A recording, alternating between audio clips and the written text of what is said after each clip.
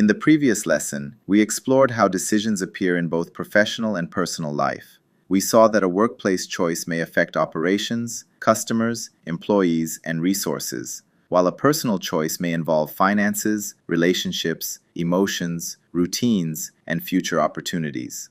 We also introduced the idea that decisions can differ in importance, time horizon, and reversibility. In this lesson, we will develop that idea further. We will examine a broader system for understanding different types of decisions and why those differences matter. Why understanding decision types matters. Not every decision should be made in the same way. Some choices must be made quickly by one responsible person. Others require research, consultation, approval, and long-term planning. Some choices follow familiar procedures. Others involve situations that have never occurred before. Some can be tested and corrected easily. Others create commitments that are expensive or difficult to reverse. When you understand the type of decision you are facing, you can select an appropriate process. You can decide how much information is needed, who should be involved, how quickly action should occur, and how deeply the alternatives should be examined. One decision can belong to several categories. Decision types should not be treated as isolated boxes. A decision can belong to several categories at the same time. For example, a decision may be operational, individual, programmed, reversible, and made under relatively certain conditions. Another may be strategic, collaborative, non-programmed, difficult to reverse, and surrounded by uncertainty. The purpose of classification is not simply to attach labels. The purpose is to understand what the decision requires. Programmed and non-programmed decisions. A programmed decision is a repeated or familiar choice supported by an established rule, procedure, standard, or previous experience. For example, an organization may have a defined process for responding when equipment fails a routine inspection. The procedure helps people act consistently and efficiently. However, programmed does not mean completely automatic. The person applying the procedure must still confirm that the current situation fits the established conditions. A non-programmed decision concerns a new, unusual, complex, or poorly structured situation. There may be no existing procedure that provides a complete answer. The decision maker must use greater judgment, gather information, develop alternatives, and sometimes create a new approach. Strategic, tactical, and operational decisions. A strategic decision shapes long-term direction, major commitments, future capabilities, or important priorities. It often affects several parts of an organization or a person's life. A tactical decision translates a larger direction into medium-term plans, resource arrangements, responsibilities, and coordinated actions. An operational decision concerns immediate or short-term activities required to keep work functioning.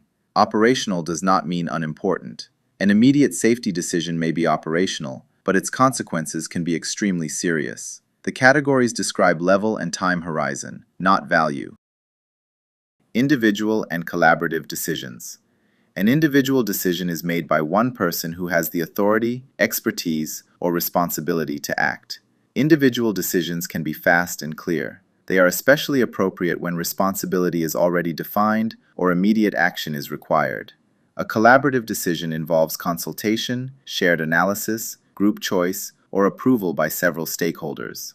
Collaboration can improve information, reveal different perspectives, and increase commitment to implementation. However, it may also require more time and create disagreement. The correct question is not whether individual or collaborative decisions are always better. The question is, which form fits the situation? Reversible and difficult to reverse decisions. A reversible decision can be tested, changed, or corrected without excessive cost or lasting damage. Reversible choices often allow experimentation. A temporary arrangement can be introduced, reviewed, and modified. A difficult-to-reverse decision creates stronger commitments. It may involve significant money, contracts, infrastructure, reputation, environmental effects, or long-term consequences. These decisions normally deserve greater analysis because changing direction may be costly or disruptive. Decisions under certainty, risk, and uncertainty. A decision is made under certainty when the relevant conditions and consequences are sufficiently clear. Complete certainty is rare, but some routine choices have highly predictable results. A decision is made under risk when several outcomes are possible and their likelihood can be estimated reasonably. A decision is made under uncertainty when important outcomes, conditions, or probabilities cannot be estimated reliably. Uncertainty does not remove the need to decide. It may require flexible plans, additional information, experiments, review points, and contingency options. A practical example: Tessa at the National Park. Tessa Monroe is a visitor operations supervisor working for a national park authority. Heavy rain damages part of a popular walking trail shortly before a busy holiday weekend. Erosion has appeared near one section of the route. A short raised walkway has also been damaged, and access to a scenic viewpoint is restricted. Further rainfall is possible, and the park expects a large number of visitors. At first, Tessa describes the situation as one decision. Should the trail remain open or be closed? This question appears clear, but it combines several different choices. Tessa's initial understanding of the situation.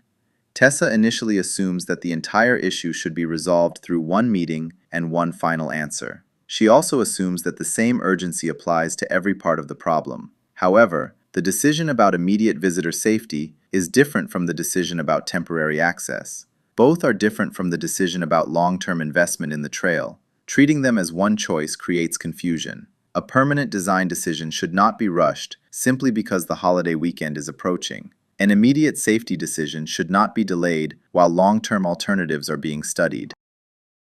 The different decisions hidden inside one problem. The first decision concerns immediate access to the damaged area. Existing safety procedures may allow Tessa to close the affected section temporarily. This is mainly an operational and program decision. It may also be an individual decision if Tessa already has the authority to act. The closure is relatively reversible. Access can be restored after conditions are reviewed. The second group of decisions concerns the following days and weeks. The park may need temporary signs, alternative routes, revised guided activities, additional staff at other access points, and updated visitor information. These are tactical and partly non-program decisions. They require coordination among visitor services, maintenance, operations, and environmental staff. The third decision is long-term. The park may need to rebuild the existing walkway, redesign the damaged section, relocate part of the trail, improve drainage, or limit permanent access. This is a strategic, collaborative, and difficult-to-reverse decision. It may require a larger budget, formal approval, environmental assessment, and deeper analysis. Matching each decision with the right process. Tessa creates a separate record for each decision. For the immediate safety decision, she identifies current conditions, applies the established procedure, acts quickly, and schedules a review. For the temporary access plan, she brings together the relevant operational teams.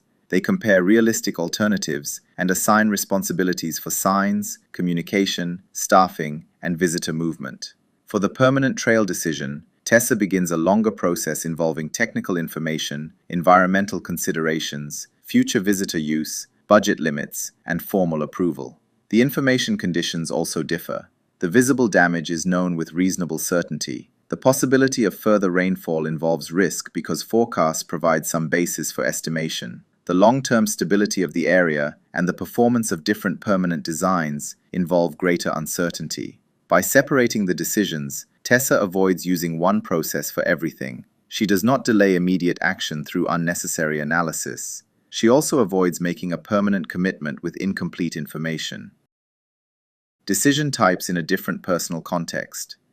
Consider an adult beginner entering a year-long music course. The learner must decide whether to borrow, rent, or buy an instrument.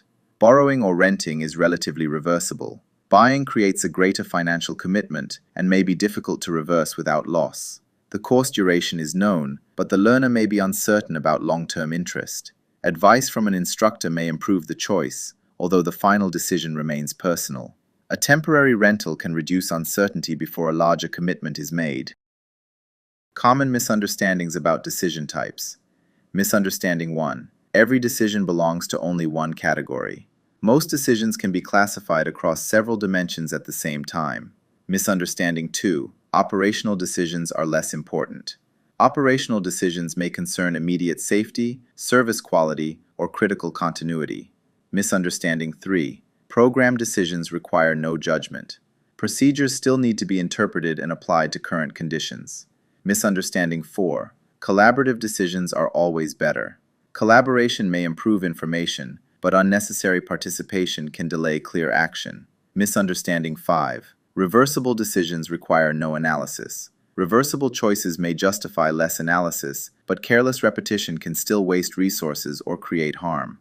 Misunderstanding 6. Uncertainty makes responsible decisions impossible. Uncertainty requires flexibility, monitoring, and adaptation rather than complete inaction. Misunderstanding 7. Every decision should use the same method. The depth, speed, participation, and evidence required should match the type of decision. Practical activity. The decision type classification grid. Choose 4 recent or current decisions. For each one, record whether it is programmed or non-programmed, whether it is strategic, tactical, or operational, whether it is individual or collaborative, whether it is reversible or difficult to reverse, whether it involves certainty, risk, or uncertainty, its time horizon, the appropriate decision maker, the depth of analysis required, the point at which it should be reviewed. A decision may receive several labels. After completing the grid, ask whether you are using the right process for each choice. Lesson summary. In this lesson, we explored different types of decisions. We examined programmed and non-programmed decisions, strategic, tactical, and operational decisions, individual and collaborative decisions, reversible and difficult to reverse decisions, and decisions made under certainty, risk, or uncertainty. Through Tessa's national park situation, we saw that one general problem can contain several different decisions. Each may require a different owner, time horizon, level of participation, amount of information, and decision-making method. 3 practical takeaways. Classify a decision before deciding how much analysis, time, and participation it requires. Remember that one situation may contain several connected decisions of different types. Match the process to the decision instead of using the same method for every choice. Reflective question. Which current decision are you approaching with a method that does not match its urgency, reversibility, uncertainty, or level of impact? Practical action step. Select one current decision and classify it across all 5 dimensions before choosing your next action. We now understand that different decisions require different approaches. The next question is how we can evaluate whether the process and the final choice are genuinely effective. In the next lesson, we will explore what makes a decision effective,